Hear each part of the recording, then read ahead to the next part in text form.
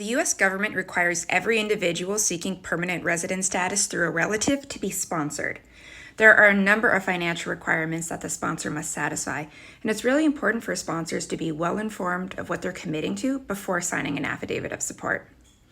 The U.S. government uses household size poverty guidelines to establish the minimum amount of income that a sponsor must earn annually in order to sponsor someone for permanent resident status. There is one HHS poverty guideline table for the 48 contingent states, the District of Columbia, Puerto Rico, the U.S. Virgin Islands, Guam, and the Commonwealth of the Northern Mariana Islands. There are separate HHS poverty guideline tables that apply to Alaska and Hawaii. Regardless of the state or territory, each table is calculated based on the number of individuals in the household, which includes the sponsor themselves. It's a sliding scale that increases with each additional person living in the household. Sponsors who are on active duty in the U.S. Armed Forces who are petitioning for a spouse or child are only required to meet 100% of the amount listed in the HHS poverty guidelines for their household size. For everybody else, 125% of the HHS poverty guidelines must be met in order to be a sponsor.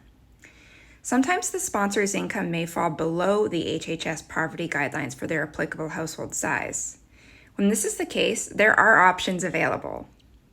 First, the sponsor is permitted to submit the value of assets to make up the difference between their income and their applicable threshold.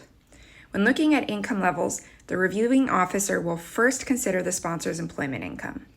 Personal assets or the income and assets of household members who signed the Form I-1864A are going to be totaled next. The government does require that evidence of the assets be included in the application.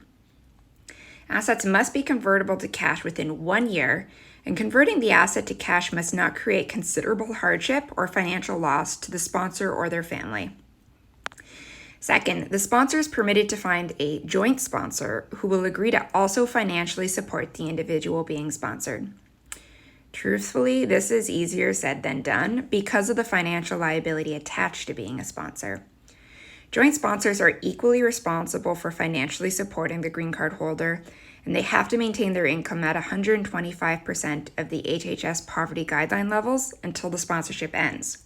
They're also responsible for reimbursing the government should the green card holder use public benefits. Third, the sponsor is permitted to use the income of another household member in order to meet the minimum income threshold.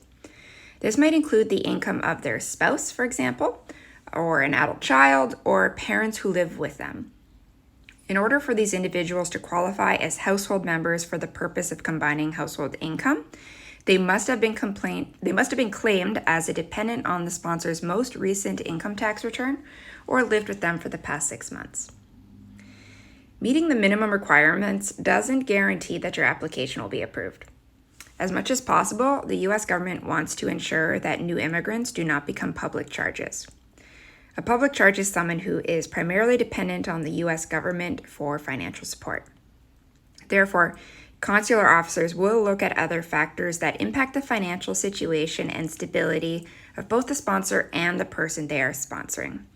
So, for example, a lot of times they are going to look at things like age, health, education, skills, financial resources, and family status.